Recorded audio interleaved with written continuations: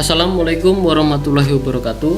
Pada kesempatan kali ini, kami dari tim pengembang IT LL Dikti Wilayah 2 akan memberikan tutorial kepada Bapak Ibu sekalian bagaimana cara penggunaan aplikasi Siap LL Dikti 2. Jadi aplikasi Siap ini adalah aplikasi atau sistem informasi akreditasi perguruan tinggi yang nantinya akan digunakan oleh perguruan tinggi yang ada di bawah naungan LL Dikti Wilayah 2, yaitu dalam persiapan akreditasi perguruan tinggi maupun akreditasi program studi.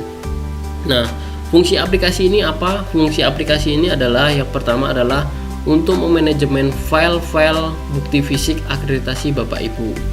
Nah, kita langsung saja ya. Yang pertama, Bapak Ibu bisa akses aplikasi ini melalui halaman siap.lldikti2.id.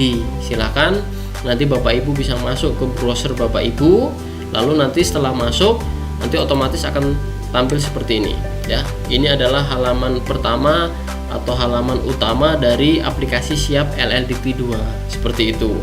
Nah, bagaimana caranya untuk bisa masuk ke aplikasi ini? Silakan Bapak Ibu klik login ya. Jika Bapak Ibu di sini belum memiliki username dan password ya, Bapak Ibu silakan klik daftar ya. Di sini kan ada pilihan login dan daftar. Jika sudah memiliki akun, masuk login saja. Jika belum, silahkan klik daftar. Coba ini saya klik daftar. Nah, ini adalah form pendaftaran aplikasi Siap LL Dikti 2. Yang pertama Bapak Ibu harus masukkan adalah email ya. Email ini adalah ya, nanti setelah kita daftar, ini akan ada notifikasi ke dalam email, yaitu tentang username dan passwordnya. Nah, silakan Bapak Ibu nanti masukkan email, lalu pilih nama kampusnya. Contoh kampusnya adalah Universitas Aisyah Pringsewu. Nah, nanti masukkan emailnya. Setelah masukkan email dan nama kampusnya, Bapak Ibu klik daftar. Tapi sebelum saya klik daftar ya, Bapak Ibu gunakan email institusi ya, jangan gunakan email pribadi seperti itu. Masukkan email institusi, pilih perguruan tingginya, lalu klik daftar. Setelah Bapak Ibu klik daftar, nanti akan dapat notifikasi di dalam email Bapak Ibu, email yang tadi diinputkan di sini. Nah, nanti notifikasi isinya apa, yaitu username dan password Bapak Ibu ya. Untuk apa? Untuk login ke aplikasi Siap ini.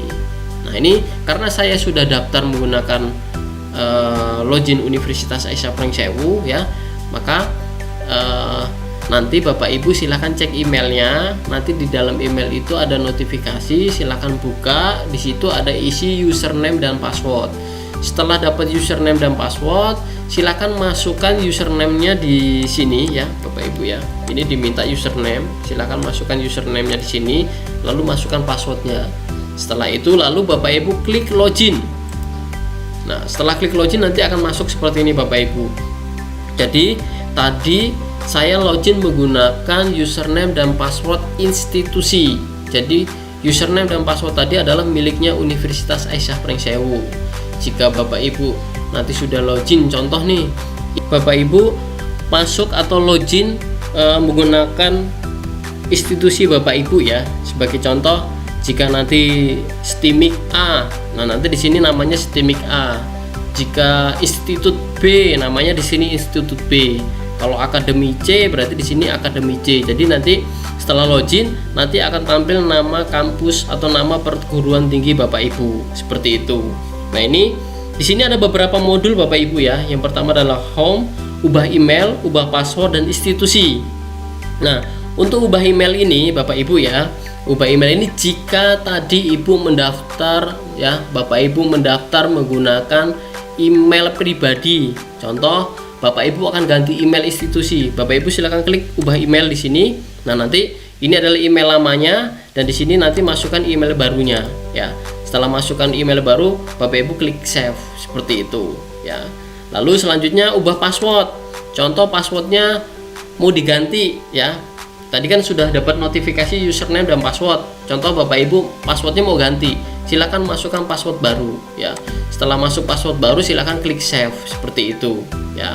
Lalu selanjutnya, nah di sini ada institusi Bapak Ibu ya. Bapak Ibu silakan klik nanti ya.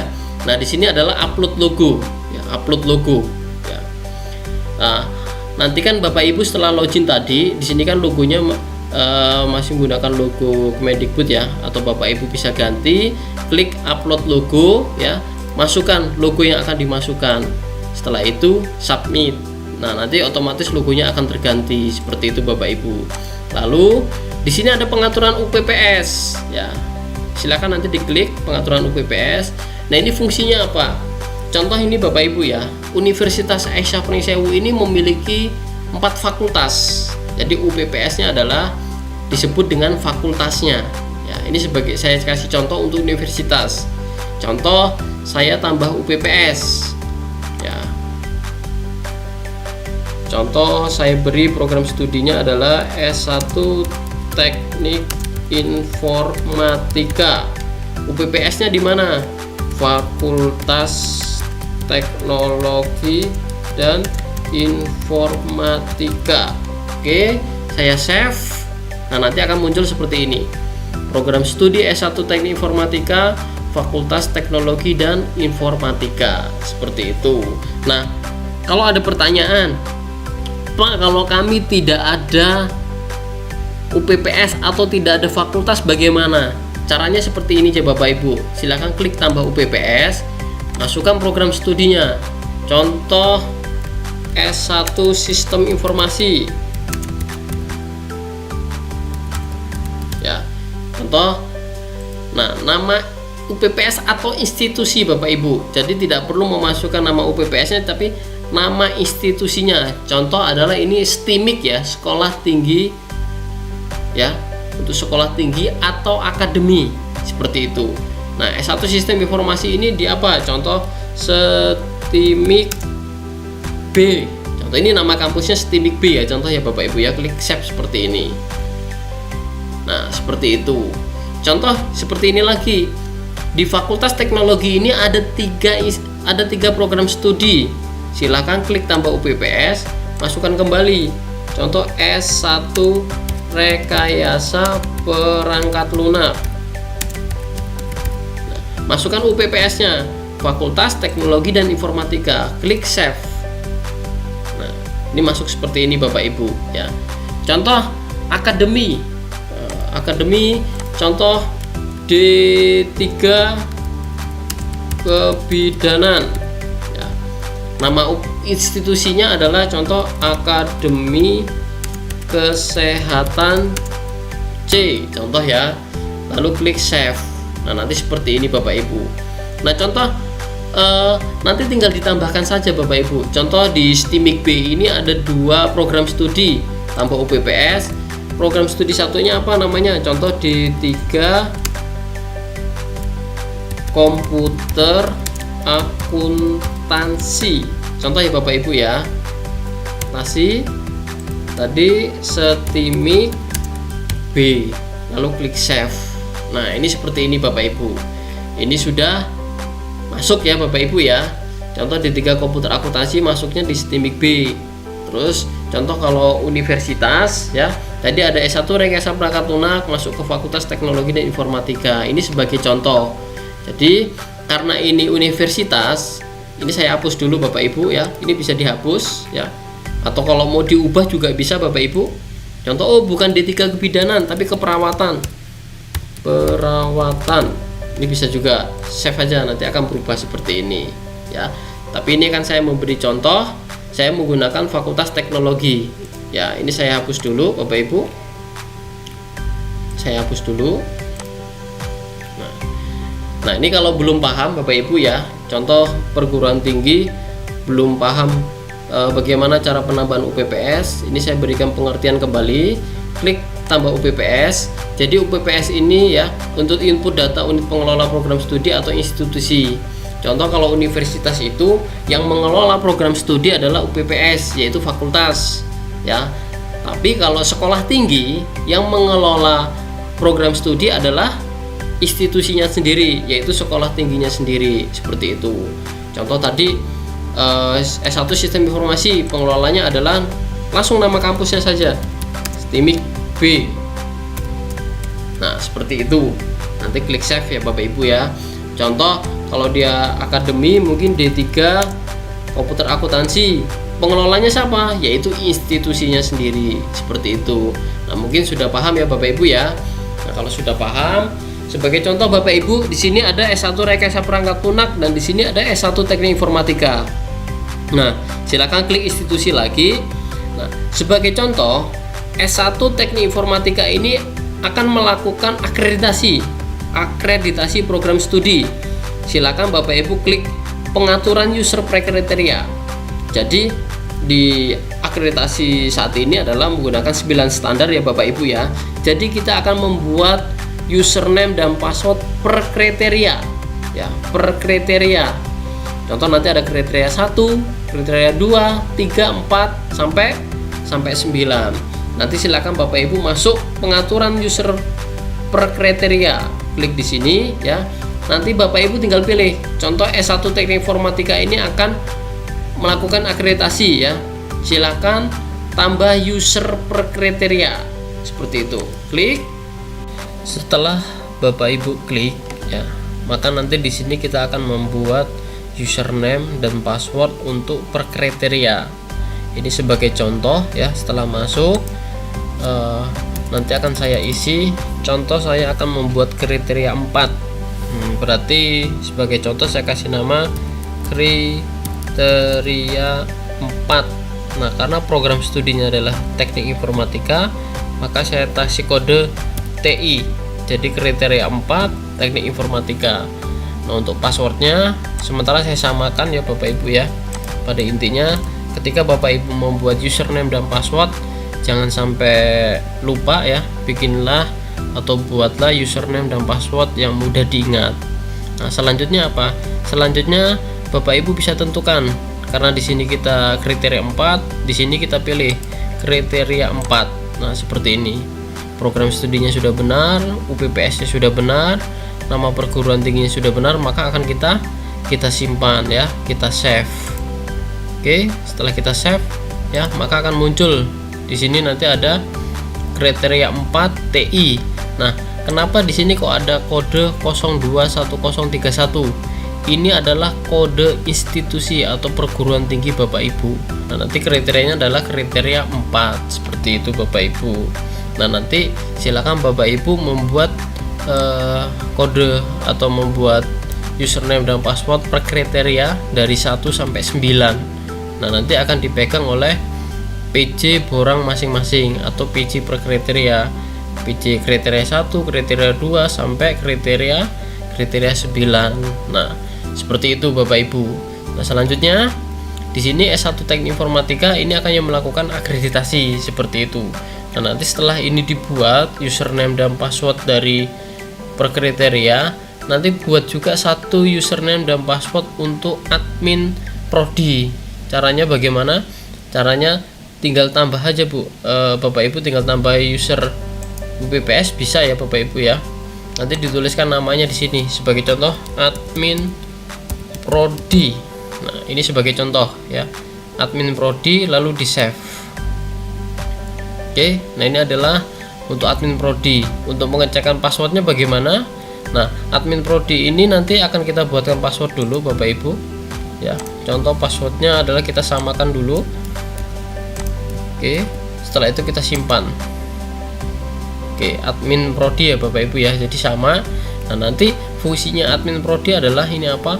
Untuk mengontrol kegiatan atau hasil kerja dari kriteria 1 sampai kriteria 9. Seperti itu. Nah, admin prodi ini nanti bisa dipegang oleh siapa? Boleh dipegang oleh kaprodinya sendiri, boleh dipegang oleh dekan fakultas, atau dipegang oleh siapa yang berhak memegang username admin prodi tersebut. Nah, setelah itu nanti apa yang akan dilakukan? Yang dilakukan adalah setelah nanti username dan password per kriteria ini dibagi oleh pemegang kriteria, nanti kriteria ini akan masuk ya, akan login sebagai kriteria contoh kriteria 4. Nah, nanti kriteria 4 ini akan login. Nah, nanti si pemegang borang ini akan mengupload bukti-bukti fisik yang ada. Seperti itu Bapak Ibu. Oke Bapak Ibu, saat ini saya sedang login menggunakan akun institusi. Jadi akun institusi ini kita akan mengatur username dan password untuk UPPS maupun untuk prodi seperti itu.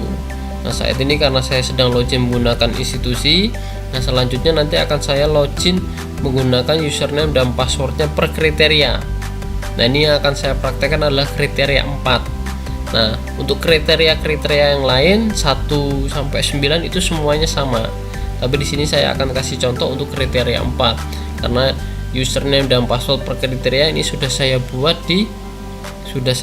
di kriteria 4. Nah, untuk username-nya ya Bapak Ibu ya. Ini saya kopas dulu ya. Lalu saya logout. Nah, saya login kembali sebagai per kriteria seperti ini. Passwordnya saya masukkan password, saya login. Nah, ini kalau passwordnya salah ya pasti akan menolak ya Bapak Ibu ya, seperti itu.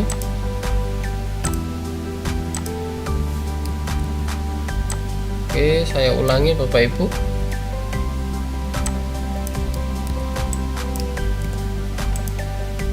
Nah, saat ini berhasil. Makanya nanti Bapak Ibu ketika pembuatan username dan password mohon diingat ya supaya nanti tidak terjadi kesalahan seperti itu, meskipun password bisa dirubah seperti itu ya. Nah, selanjutnya adalah saya sebagai kriteria 4 ya, atau pemegang borang kriteria 4 yaitu terkait SDM. Apa yang bisa dilakukan? Yang pertama di kriteria 4 ini, satu bisa ubah password. Kedua adalah kita lihat di data per kriteria. Di sini di data per kriteria ada beberapa modul yaitu kategori file per kriteria, pusat data per kriteria. Nanti isinya apa saja nanti akan saya jelaskan. Nah, untuk kategori file ini ya Bapak Ibu ya, nanti Bapak Ibu akan membuat kategori filenya. Nah, kategori filenya ini nanti Bapak Ibu bisa melihat di lampiran 3 Perban PT ya tahun 2019. Ini saya buka ya. Nah, ini ada sumber daya manusia.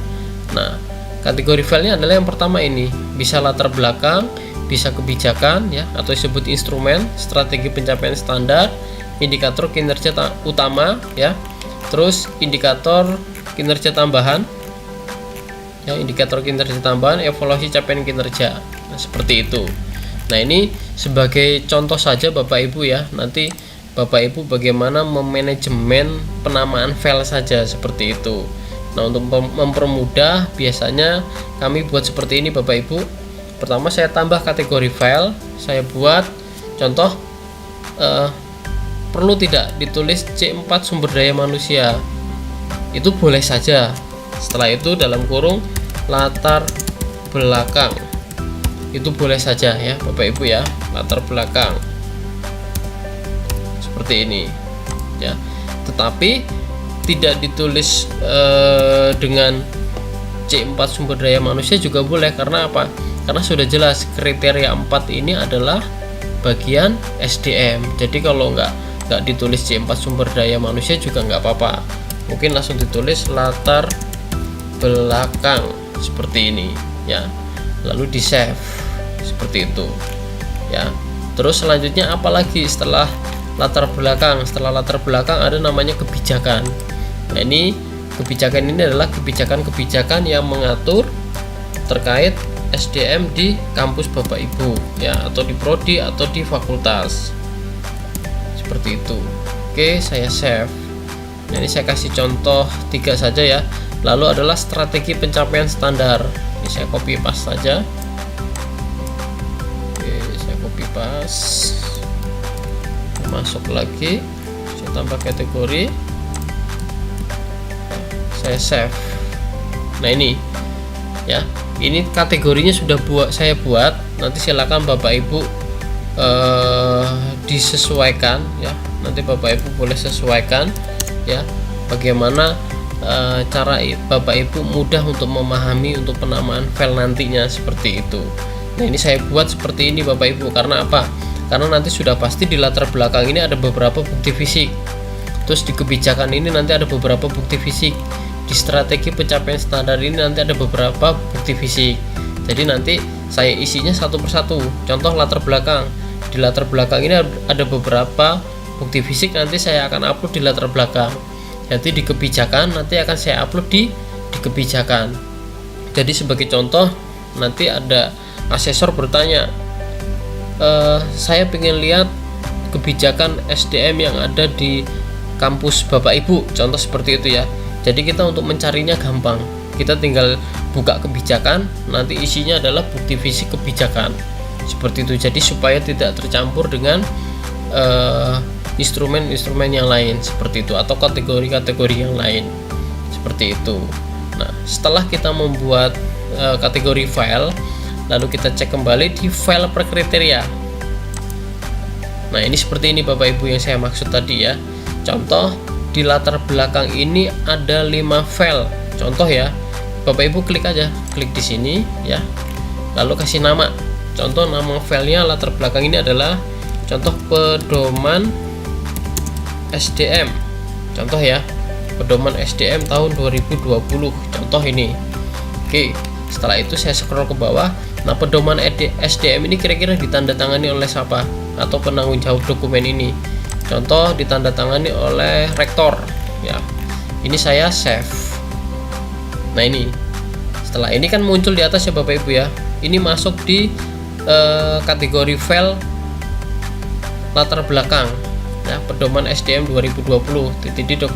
Titik dokumennya adalah rektor. Nah, nanti setelah itu Bapak Ibu, apa yang Bapak Ibu lakukan? Upload filenya saja. Upload filenya saja. Klik upload ya. Pilih filenya. Nah, Bapak Ibu filenya simpan di mana? Ini sebagai contoh pedoman SDM kampus ya. Ini saya open. Setelah itu saya submit.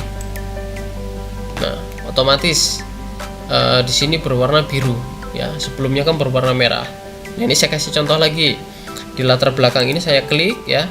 Nanti saya akan isikan apalagi contoh peraturan kepegawaian.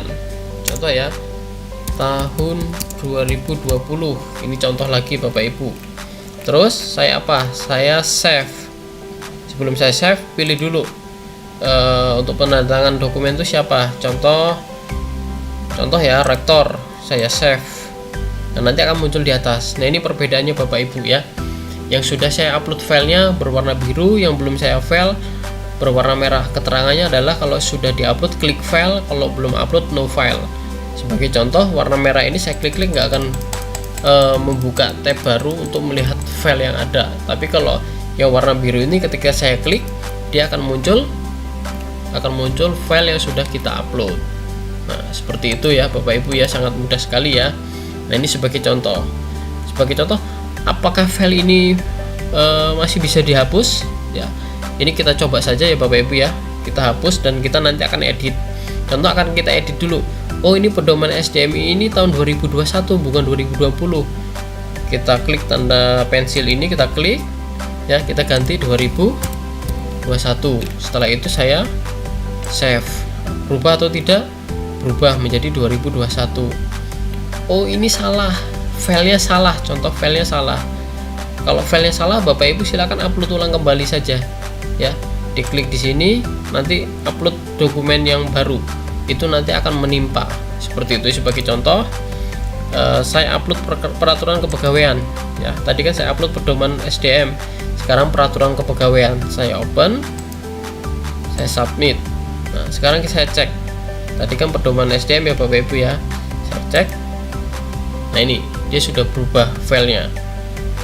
Nah, karena ini tadi adalah pedoman SDM dan saya uploadnya adalah peraturan kepegawaian, berarti akan saya ganti Bapak Ibu ya. Saya upload lagi pedoman SDM, submit. Nah, contoh seperti itu. Kita klik file.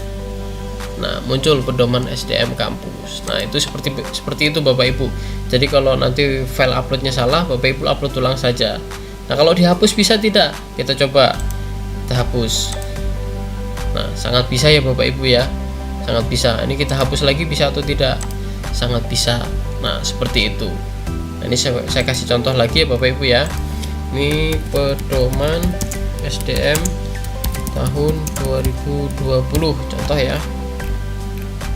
TDD rektor saya save ya. Setelah itu saya upload filenya. Oke, submit. Oke, masuk ya Bapak Ibu ya. Nah, oke, caranya sama ya Bapak Ibu ya untuk penguploadan file. Terus di kriteria 1 sampai 9 itu caranya sama. Yang penting apa, penamaan filenya itu harus mudah dipahami. Jadi ketika ada asesor bertanya terkait kebijakan, contoh kebijakan peraturan kepegawaian, sudah tahu di sini ada namanya peraturan kepegawaian, atau pedoman SDM, di sini sudah ada pedoman SDM seperti itu. Jadi nanti tidak salah buka file seperti itu. Nah, selanjutnya Bapak Ibu ya, ini saya lihat kebijakan. Nah, di kebijakan ini saya akan mengupload bukti fisik juga. Saya klik kebijakan. Nah, nanti bukti fisiknya saya upload. Contoh bukti fisiknya namanya adalah peraturan kepegawaian tahun 2019. Ini contoh. Ya, saya scroll ke bawah lagi, tanda tangannya oleh rektor, saya save. Berarti saya upload bukti fisik. Klik ya, choose file, saya pilih peraturan kepegawaian kampus, saya open, saya submit. Nah, otomatis nanti akan masuk ke sini seperti itu ya Bapak Ibu ya. Nah, ini sebagai contoh ya. Oke. Nah, ini kan sudah saya upload ya, sudah masuk. Kita cek. Oke, sudah masuk seperti itu. Nah, sangat mudah ya Bapak Ibu ya dalam penguploadan bukti fisik. Yang penting itu tadi Bapak Ibu, untuk penamaan file senyaman Bapak Ibu bagaimana dalam penamaannya seperti itu ya. Selanjutnya untuk instrumen-instrumen yang lain. Kenapa di sini saya kelompokkan, saya ikutin dengan peraturan di sini ya, dengan instrumen di sini, karena akan mempermudah Bapak Ibu dalam pengisian borang maupun penyiapan bukti fisik seperti itu. Sebagai contoh nanti saya scroll ke bawah, profil dosen seperti itu ya. Kita buat indikator kinerja utama profil dosen. Nanti disiapkan di sini Bapak Ibu. Sebagai contoh ya, saya klik di sini. Kalau ada yang nanya tentang profil dosen, Bapak Ibu di sini ada nama mungkin dokumen profil dosen. Ketika diklik isinya adalah profil-profil dosen yang ada di kampus Bapak Ibu atau di prodi yang sedang diakreditasi. Itu contohnya seperti itu. Nah, sekarang kalau Bapak Ibu mau lihat di sini ada kan pusat data per kriteria ya Bapak Ibu ya. Mau lihat data semuanya, Bapak Ibu klik di sini. Nah, ini ada data semuanya yang tadi sudah kita input dan sudah kita upload seperti itu ya. Nah, ini sangat mudah Bapak Ibu ya. Intinya semua per kriteria sama seperti itu, tidak ada yang beda ya.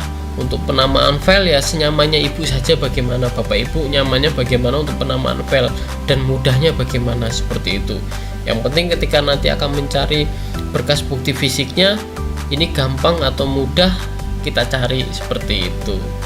Nah, ini kriteria 1 sampai 9 sama caranya, semua sama seperti itu. Nah, selanjutnya bagaimana cara Kaprodi atau rektor melihat hasil kerja per kriteria. Nah, ini kan tadi saya login sebagai kriteria 4. Nah, sekarang saya mau lihat data per kriteria semuanya. Sebagai contoh, ini saya logout dulu Bapak Ibu. Nanti saya akan masuk ke username dan passwordnya admin prodi ya Bapak Ibu ya. Saya logout. Oke, saya login. Nah, ini admin prodi ya. Mudah-mudahan ini saya nggak lupa password ya Bapak Ibu ya. Oke, saya login. Ternyata benar ya, saya nggak salah password. Nah, selanjutnya apa yang bisa dilakukan oleh Fakultas Teknologi dan Informatika ini? Sebagai contoh Bapak Ibu, saya akan mengecek data per kriteria ya.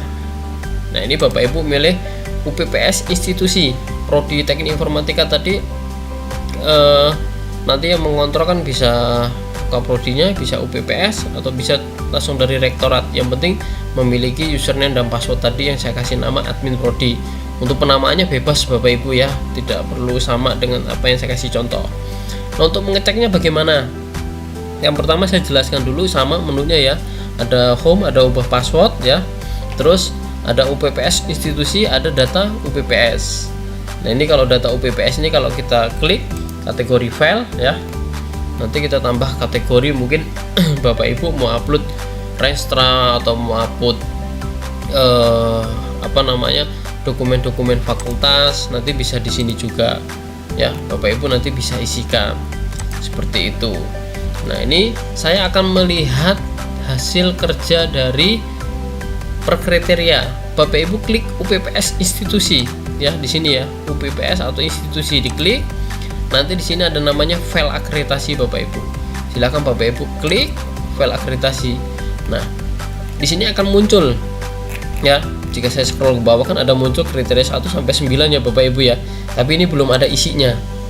Ya, belum ada isinya seperti itu. Harusnya bagaimana? Harusnya adalah kita lihat dari dua prodi ini mana yang sedang akreditasi. Contoh S1 Teknik Informatika, kita klik di sini Bapak Ibu, kita klik. Nah, nanti otomatis akan turun ke bawah ya. Contoh kriteria 1 sudah kerja apa belum? Kita klik. Ini sudah ada ya, sudah ada. Ini file contoh ya Bapak Ibu ya. Ini sudah ada. Kriteria 2 kita cek. Oh, sudah ada juga. Seperti itu. Contoh kriteria 4 yang tadi saya buat.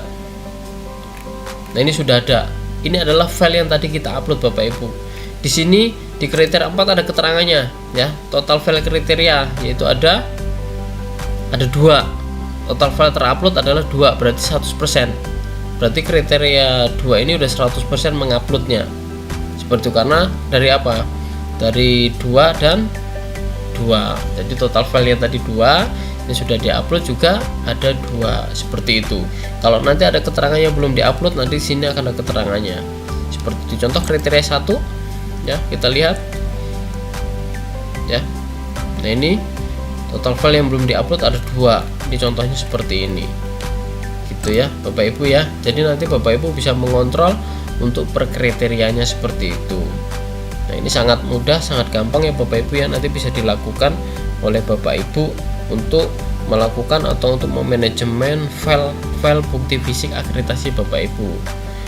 Baik Bapak Ibu, mungkin hanya itu yang bisa saya paparkan ya untuk tutorial kali ini, yaitu terkait penggunaan aplikasi SIAP LL-Dikti 2, jadi Sistem Informasi Akreditasi Perguruan Tinggi.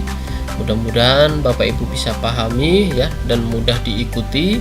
Jika nanti ada kendala dan Bapak Ibu masih belum paham untuk menggunakan aplikasi ini, mungkin nanti bisa menghubungi pihak LL-Dikti 2, yaitu melalui LL-Dikti Care ya. Nanti akan dijawab dan nanti mungkin akan dipandu, atau nanti mungkin ada tim yang datang ke kampus Bapak Ibu ya. Pada intinya aplikasi ini mudah digunakan ketika sudah biasa digunakan oleh Bapak Ibu. Oke, terima kasih Bapak Ibu ya atas perhatiannya. Mohon maaf jika ada kesalahan. Saya akhiri. Wassalamualaikum warahmatullahi wabarakatuh.